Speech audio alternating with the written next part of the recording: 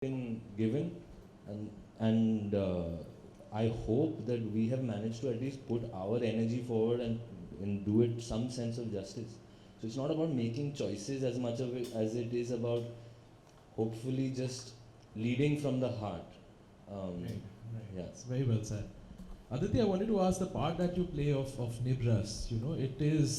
It's a dark role. It's somebody who's completely sort of convinced about the ideology that he's standing for. But what makes it stand apart is that he also feels very human. There are a bunch of contradictions in that character and the way you play it. How was this journey to sort of humanize a part that is so clearly, demonic? So to begin with, I think it was in the script. It was in Sir's brief as well. The idea that these are not your run-of-the-mill khunkar terrorists that you watch in cinema very often. They are human beings. They are, in many ways, lost boys. Sir mentioned the point about religion. Religion can lead to a lot of good, but it can also lead to a lot of bad because it's about how you react to it as an individual, right? Eventually, it's, as you would say, it's a zaria of getting to some place, right? So I think it was from the get-go, the idea was always to humanize them because they are, they're lonely, they're lost, they're angry, they're unfortunate that at a particularly vulnerable moment in their lives, they had the wrong person put an arm around their shoulder. That is the real tragedy. And that was something that Hansal sir was very conscious of, was very intent on from the get-go. It's there in the script. I mean, you see the first scene, and we've often spoken about it, where you get that these are boys, they're kids. They could have very well been going to a college match or a football match or something like that. So I think it was always there. And the opportunity to sort of dig into that and go deeper and deeper into, the person that the character I'm playing, as opposed to the external action of going and shooting up a cafe, holding people hostage. I think it was always the intent was always there from the get-go. But I will say that I inherited it in many ways as opposed to sort of initiating it. Great. Hansal, I wanted to ask you for you to sort of, from a direction perspective, for about nearly 120 minutes, you're confined in one space in the film. You're held hostage with the people who are held hostage there, even as a viewer. To sustain that kind of tension for that long, was that particularly challenging for you? Yeah, every film, you take on a film, one is because of the story, that the story and the characters appeal to you. The other is that how do you tell this story, the telling of the story. And that telling is where the craft comes in. And my theory on craft is that craft is always invisible. That craft should not come in the way of the film. So how do I make my craft invisible and yet make the film engaging? That was the challenge. So when a storytelling challenge sort of presents itself to you when you're about to start making a film, that's when you feel alive as a filmmaker. And I make films because they keep me alive as a storyteller. They keep me alive, they keep me going. If I wasn't making films, if I wasn't on a set, I don't know if I would be here sitting in front of you today. It's the only reason I am. So, and every film, it's a kick. It's a kick that I get. What do I do? How do I make this absorbing? So we ask for trouble often. Okay, now we have this chamber drama. You're stuck in a chamber, and you have people outside on the streets. You have the entire system outside, and you have this place held hostage. And now what do you do? So there was a script that we wrote with the map of the cafe in mind, a geography in mind, and suddenly the set was completely different from the geography in the script. So all the readings we had done, all the workshops we had done, went out of the window. So suddenly you are presented with a challenge when you're there on set, and okay, now what do we do? So that was the fun, because then you are harnessing your instinct. And everybody, all the actors, everybody suddenly is relying on instinct that, okay, what happens after this? What will you do? Will he stand in near the window? Will he hide there? Will he ask for help? Will he cry? Will he keep quiet? So everything became a reaction to the moment. Yeah, so it was about, yeah, so ultimately, I think it's about being in that moment and responding to that moment. It is not about that calculated performance or that calculated moment. You know, it's there, it's all there in the script. There are lines, there are, sparkling gems in the script. But it is, how you sort of thread them together.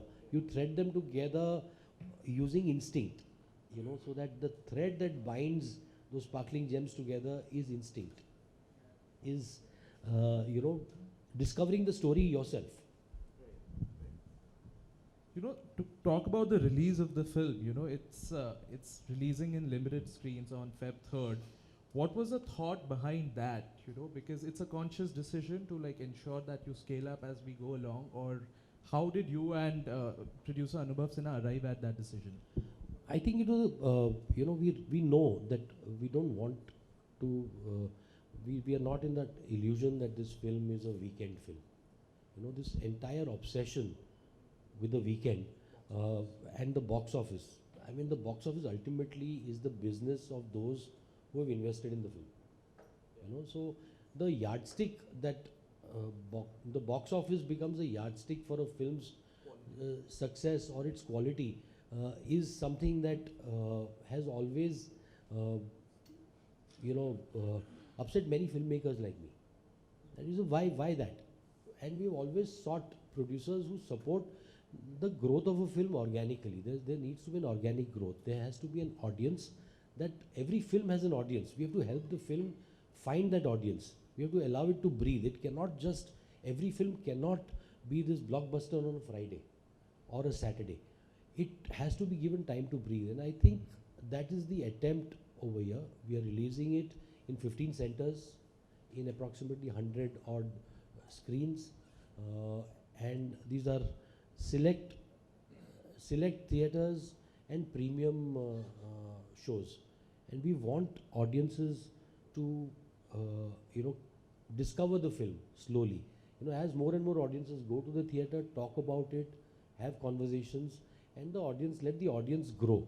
So, I mean, we are trying to, I won't say reinvent the game, but to try and find an audience for these films that we make. We want these films to, Faraaz could have very easily been a film that would go directly to OTT. But the cinematic experience of Faraaz, every film, while there's a spectacle film, there's an RRR, there's a Pathan, there's also a Faraaz, which is also to be enjoyed on the big screen. The tension, the immersive nature of the film is something, the sound, the entire, so there is a spectacle which is different from the spectacle that you'd see in a Mission Impossible, but yet it is a spectacle. It is meant for the big screen, and we want this film to be enjoyed by audiences, not enjoyed, but at least I want the audiences to get immersed in the experience. Hansal, now this is a question for all three of you before we open it up to the media. There is a narrative that's also emerged that, why, is an Indian filmmaker making a film about Bangladesh, and the slippery slope there is, are we profiting off the trauma of other people without, are we the right people to tell that story? Now, I personally feel that's not a very smart argument, but how do you react to accusations such as those? I don't even give attention to that. I mean, a story is a story. A story that appeals to me has